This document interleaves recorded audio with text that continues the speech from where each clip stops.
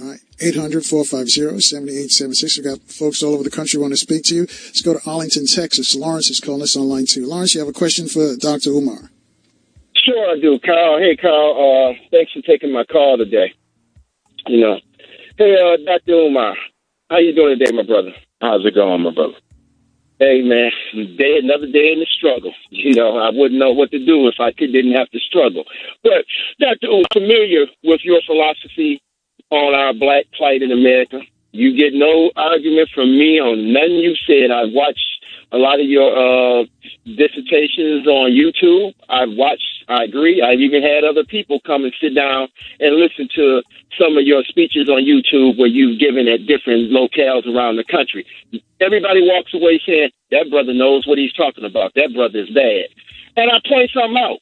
I say, if that brother is bad, y'all agree with him, I agree with him, then why is it Obama and all these black congressional caucus leaders and all these black millionaires in our community don't get behind black men like him, Dr. Claude Anderson, Dr. William Lee, Dr. Boyce Watson, I just go on and on and on. All you black men and women who are the real leaders, this is the question I pose to you, Dr. Umar. I am not as humanitarian as you are. I'm not. I feel that Donald Trump, and I supported him for the simple reason that he wasn't going to do nothing for us, that he wasn't going to lie to us, that he was just going to make it raw and simple. I'm not going to do nothing for you. I don't like you. I don't care about you, and I'm not going to make it pretty. That's why I voted for him, because black folks need a wake-up call. The question to you is this, Dr. Umar. Now, this is something that I have, if there's any disagreement with you and all the other intellectuals that I mentioned that I respect and agree with, this is the only difference in agreement. I don't have, me and you, we don't agree on this one point. And I know none of y'all agree with me on this. I'm 59 years old. I'm a blue-collar person. I'm from Flint, Michigan, Dr. Umar. I'm still involved in union politics, UAW politics. All right, Lawrence, get to the question because we're coming up on a break.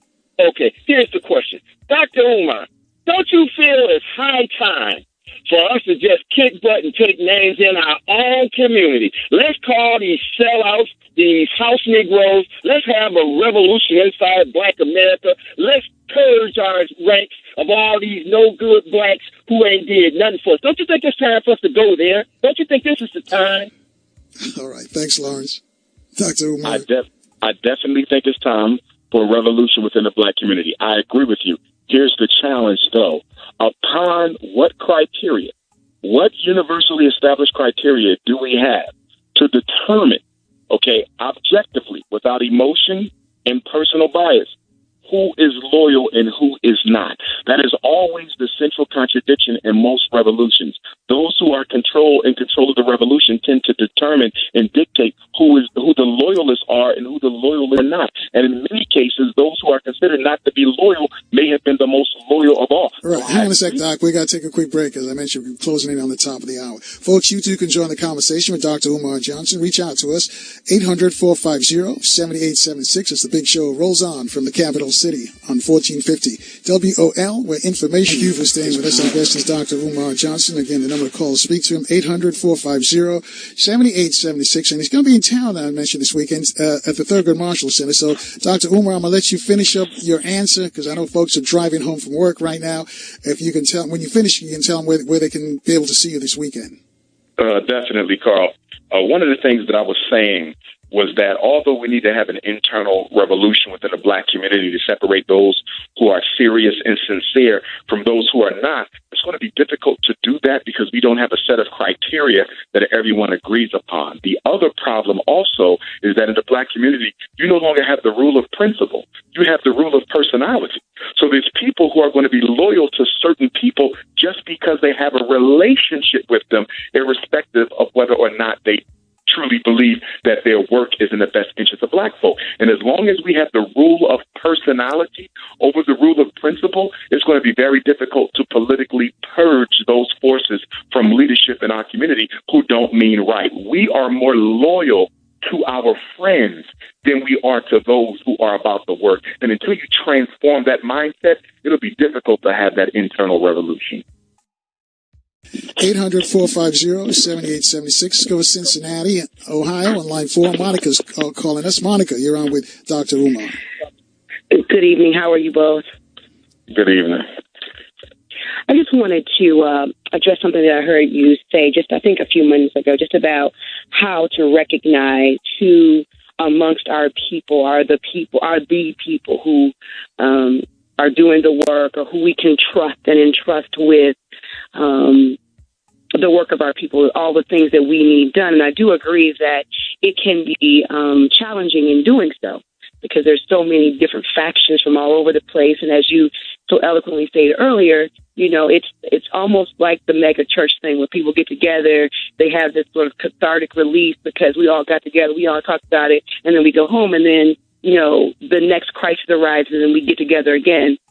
But I want to ask you, I heard you speak, I think, not this last year, but year before last, at the Power Talk series. And one of the things I wanted to know is if you were familiar with the 1 million conscious and conscientious Black contributors and voters, because I think we address a lot of the stuff that you're talking about in terms of finding credible, reliable leadership that has integrity. And not only integrity, but a plan. I think a lot of times we just don't have a plan, or we only have a plan. We don't have the execution of the plan.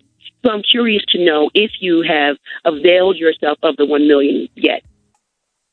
There's a lot of things that I haven't had a chance to avail myself of. I've heard the name, but I haven't had an opportunity to look into it. So if you have information that you can send to me, email-wise or otherwise, I'll definitely be willing to take a look at that. Absolutely. If you would be willing to share your email address, or I can text you, however you want me to get the information to you. I can give you our website right quick, which is www.iamoneofthemillion.com. But I'll be more than happy to send you more detailed information. And I think one of the things that you've talked about, I think I heard you say, is that we as a people, we need to, whether it's challenging or not, we need to recognize people who are doing the work versus people who may or may not have the personality, as you put earlier. I think that's a really good assessment. But when you have a movement like the 1 million, where we have taken really all these areas, these various factions, we recognize that public policy is a driver for politics, and we've addressed that with public policy planks that really impact our communities. Not only that, we recognize that without money, without economic empowerment, we can talk public policy all day. But I think you can agree with me that we need to have an economic empowerment movement in the Black community to marry those two together so we can get the things that we want. So if you would give me your number, I'd be happy to text you, happy to talk to you, because we are really serious about what we're doing. We have gathered some of the best and the brightest of our people from around this country. Leaders and just ladies. Your movement is it an independent movement, or is it a movement that seeks to get funding from the government and other white corporations? Oh no, solely Black led. We have no Black finance. I'm gonna use the term collusion. Black finance. Okay. Correct. No Black finance. There's sure. no collusion. Let me give you the number, sis. Let me give you the number. 215-989-9858. 215-98.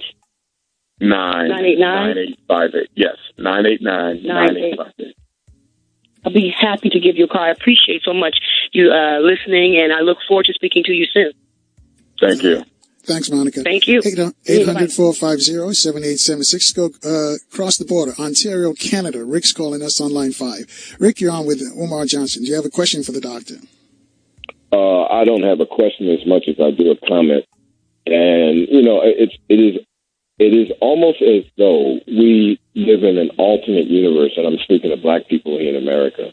It's a very subtle plan against us, but it's a very deliberate one. And we seem to think that somehow the inevitable is not inevitable. People speak about Nazis and Germans and white supremacists, but the American slave plantation system is what the Nazis built their death camps on. It's not the other way around. That is to say that the American system was the prototype for Nazi Germany. And as a matter of fact, Dr. Welsing even alluded to that. But it's right there in the book. But here's the thing. we seem to be so emotional and so pie in the sky in our, I don't even know what the word is, it's simplicity, thinking that life doesn't have consequences and that there are not sacrifices that are necessary in order to continue life. We're going to have a lot of casualties, and I'm of the mind that I'm not going to try to save everybody. I want to save people, and I want to be saved by people who really want to change things. You know, if I never see another black person dance in my life, it won't be too soon, because we spend so much time and energy on superficial, serious, really just entertainment. When white folks take their children out and they take them to firing ranges and they teach them how to make ad hoc weapons, they teach them how to patrol perimeters, they teach them to be soldiers, they teach them to live in the woods, they teach them all kinds of things that we could do.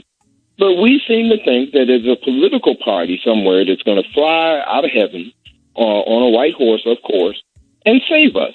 And there has not been a successful revolution that has ever occurred, whether social, military, or whatever, did not include ground soldiers, people that were actually willing to die. They realized that was a very strong potential that they would die, but the cause that they would die for would be greater than the effect of their life. And so I really do find that, and there are a lot of people in media. You know, Goebbels in Germany, you're talking about the media being with Trump. It was Goebbels that really was the force behind the Nazi Party. Goebbels ran the media for Hitler. And it was because of his influence on the thinking. Rick, we're coming up on a break real soon. Can you put in a question for him so he can respond, though? I have a question. Okay. All right, let's let him give a chance to respond, because you put a lot on the plate right there. Dr. Umar? Yes, sir. Well, I agree with him. I definitely believe that there's going to be casualties, but I also think we have to be very, very cautious and distinctive in terms of who those casualties are going to be.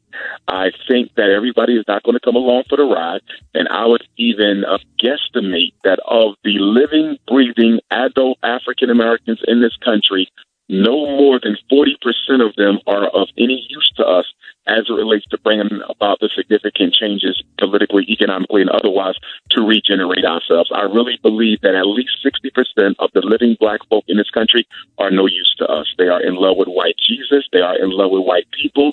All they want to do is party, compete with each other, waste money, and foster negativity. So I agree with him on, but I also think that the program to bring that whole movement about has to be thought out a little bit better. And the sister was also correct in the previous call that we have to begin to organize ourselves economically in order to change our political narrative. But black people do not have a culture in this country of using their economic wealth to transform their political reality. That is something that is foreign to us. It is alien to us, but now it must become familiar to us, because if we don't learn how to do that, then again, our days in the future will be numbered.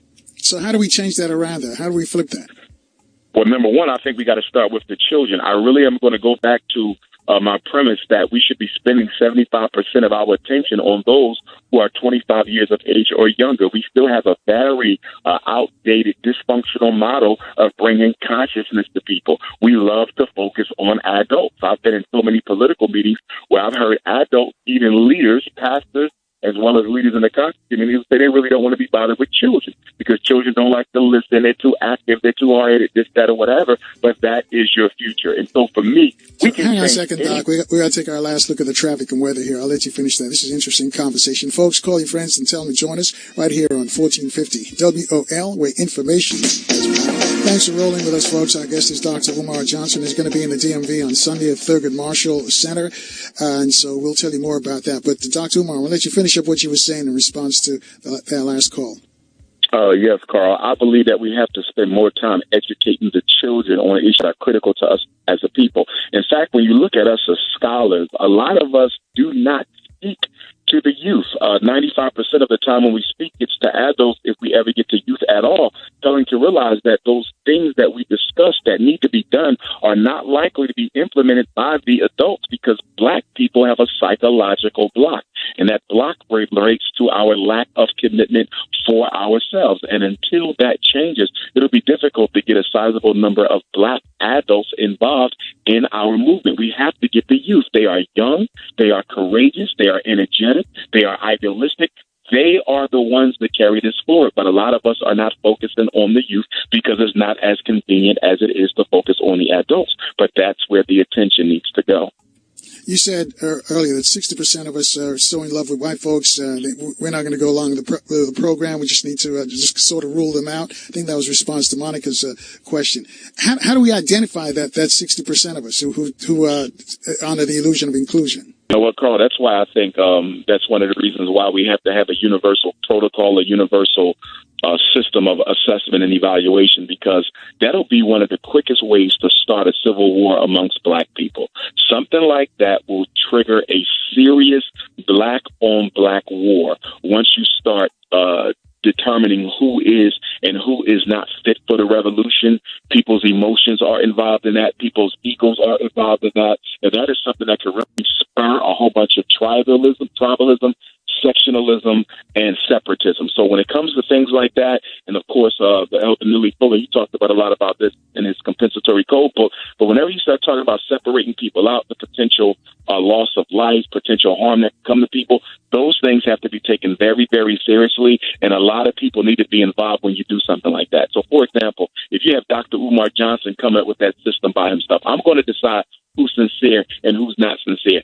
That in and of itself is not sincere, because no one person can create that type of a protocol. And even if they could intellectually create that protocol, do they have the courage to actually use that same protocol to evaluate their brothers, their sisters, their mothers, their fathers? You know, because everyone loves to evaluate people who are not inside of our inner circle. But do you still have that type of integrity to evaluate the people who you love and care about? And that's where the differences come in. And that's why we need a collective leadership team, a collective leadership board to create that type of a system, because it's very, very important. It is very, very necessary, but it can also be very, very dangerous. So do you think we need a council of elders, or would you put some young people on there as well?